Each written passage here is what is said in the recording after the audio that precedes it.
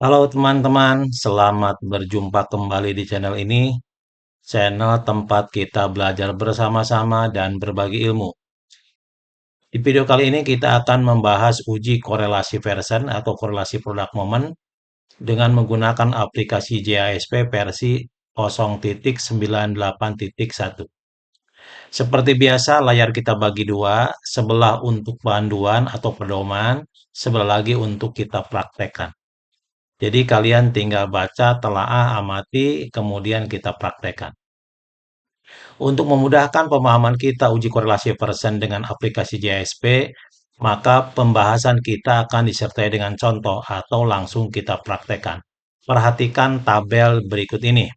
Ini tabel merupakan desain penelitian yang nantinya akan dilakukan uji analisis dengan uji korelasi version pakai JSP. Judul penelitiannya hubungan motivasi belajar dengan hasil belajar IPS. Variabel penelitiannya, variabel X-nya motivasi belajar, variabel Y-nya hasil belajar IPS. Ini datanya sudah kita siapkan ini datanya ya. Respondennya ada 30, hipotesisnya K0, tidak terdapat hubungan signifikan antara motivasi belajar dengan hasil belajar IPS. KI, terdapat hubungan signifikan antara motivasi belajar dengan hasil belajar IPS. Ini datanya ya.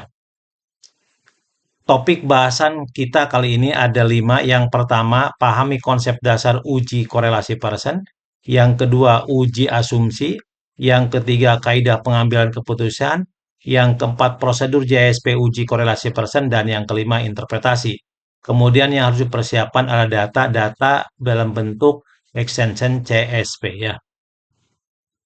Kita mulai. Pertama, konsep dasar.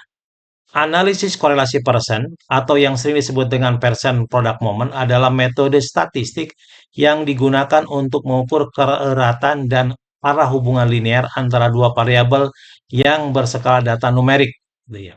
Arah hubungannya, yang pertama korelasi positif, R-nya lebih besar daripada 0. Hubungan yang searah artinya jika variabel X naik, maka variabel Y juga ikut naik. Contoh, semakin tinggi motivasi belajar, semakin tinggi pula nilai IPS. Yang kedua, korelasi negatif atau R lebih kecil dari 0. Hubungan yang berbalik arah artinya jika variabel X naik, maka variabel Y justru turun. Contoh, semakin tinggi tingkat stres, semakin rendah tingkat konsentrasi.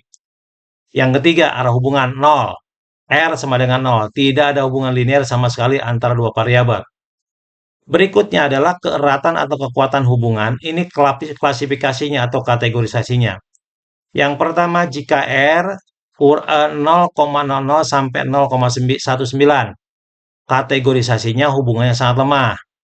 Yang berikutnya, jika R 0,20 sampai 0,39, kategorisasinya hubungan lemah.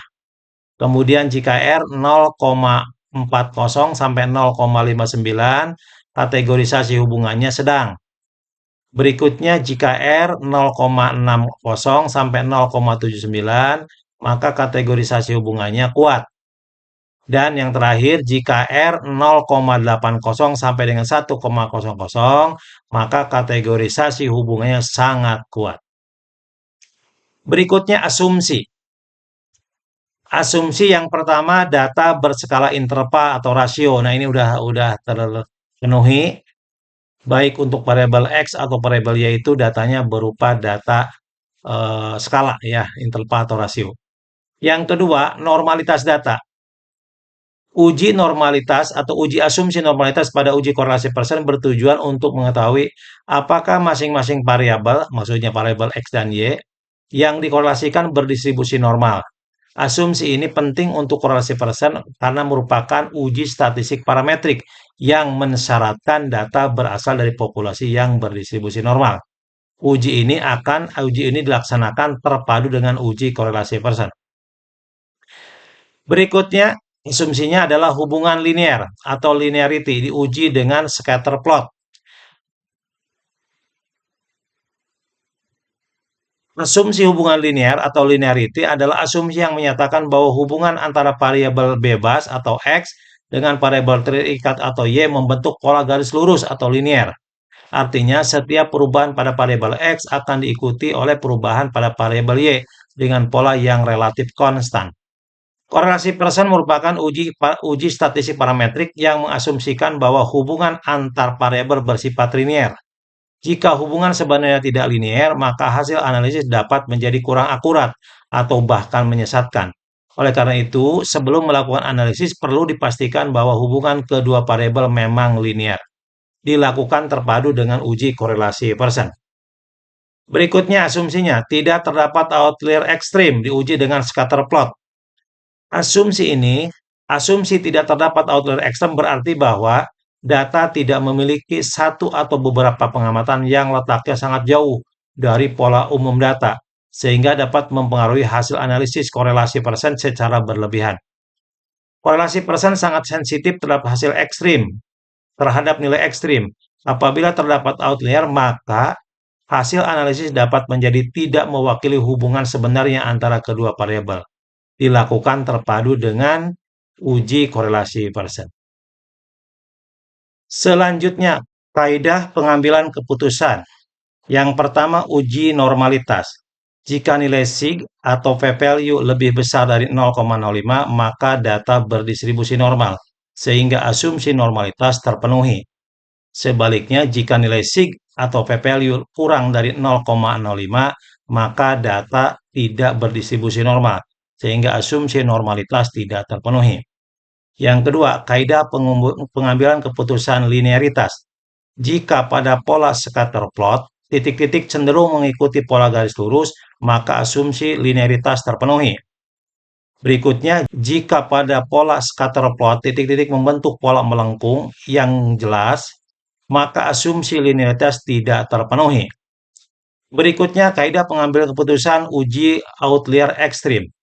Jika seluruh titik data mengikuti pola umum tanpa ada titik yang menjauh atau menyendiri, maka tidak terdapat outlier ekstrim. Berikutnya, jika terdapat satu atau beberapa titik yang berada sangat jauh dari kumpulan titik lainnya, maka diduga terdapat outlier ekstrim. Jika tidak terdapat outlier ekstrim, maka asumsi tidak adanya outlier ekstrim pada uji korelasi Pearson terpenuhi, sehingga analisis dapat dilanjutkan. Berikutnya adalah kaidah pengambilan keputusan uji korelasi Pearson. Jika nilai sig atau p-value kurang atau lebih kecil dari 0,05, maka HO ditolak dan HI diterima. Sebaliknya, jika nilai sig atau p-value itu lebih besar sama dengan 0,05, maka HO diterima dan HI ditolak. Berikutnya, prosedur JSP uji korelasi Pearson. Perhatikan datanya. Ini data yang sudah kita persiapkan dalam extension CSP. Ini kita lihat di sini ada CSV itu ya. Karena ini permintaan dari aplikasi JSP itu ya. Kemudian kita buka JASP-nya. Nah, data ini sudah tersimpan dalam folder dengan extension CSP ya. Sekarang kita buka JASP-nya. Ya, ini tampilan muka, tampilan awal dari JASP. Kemudian kita klik ini, kemudian kita open ya, untuk nyari data di mana, ngambil atau mengimpor data dari yang tersimpan tadi. Kemudian kita cari di sini, oke. Nah, ini kita cari datanya, ini udah ketemu. Ingat yang extension CSP ya. Ya, ini data sudah terimpor ke aplikasi JASP. Ini kita klik. Nah, ini datanya seperti ini. Ya, oke ya. Ya, kita perhatikan prosedur. Ulangi, ingat-ingat ya bahwa ini adalah panduan atau pedomannya. Kalian ikuti saja nih panduannya. Nanti akan kalian paham dan bisa mempraktekannya. Kemudian yang pertama ini skala pengukuran untuk responden ini kita pakai nominal itu ya. Kemudian untuk motivasi belajar dan hasil belajar karena persyaratannya harus adalah data skala, ini kita harus rubah menjadi skala. Kita rubah jadi skala. Ini skala simbolnya seperti ini juga sudah skala. Oke. Pastikan tipe variabel sudah benar ya, ini skala, ini sudah kita rubah. Ini skala, ini juga skala. Kemudian klik regression yang ini. regression, kemudian correlation, ini klik, muncul kotak dialog seperti ini gitu ya. Ya, oke ya. Variabel X dan Y kita pindahkan ke kotak variabel di sampingnya. Oke. Kemudian ini sudah terchecklist person. Kemudian ini sudah terchecklist display, report. Kemudian ini confident interval kita checklist. Kemudian, nah hipotesis udah correlation udah terchecklist. Berikutnya adalah scatter plot. Ini untuk uji outlier ekstrim dan linearitas. Kita klik sini. Kemudian statistik juga kita klik gitu ya. Berikutnya asumsi cek atau uji asumsi ini. Uji asumsi ini untuk normalitas Shapiro kita klik. Oke, sudah selesai ya. Sudah selesai. Kita geser. Oke ya. Ya, oke. Ini adalah output dari JSP uji korelasi Pearson ini, gitu ya. Karena prosedur sudah selesai, kita masuk ke tahapan berikutnya yaitu interpretasi.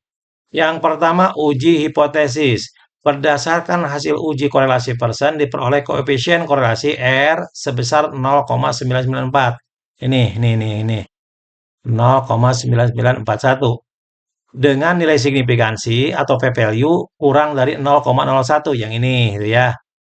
Karena nilai signifikansi lebih kecil dari 0,05, maka H0 ditolak dan HI diterima. Dengan demikian, terdapat hubungan positif, karena ini positif ya, koefisien korelasinya positif gitu ya. Positif dan signifikan antara motivasi belajar dan hasil belajar siswa.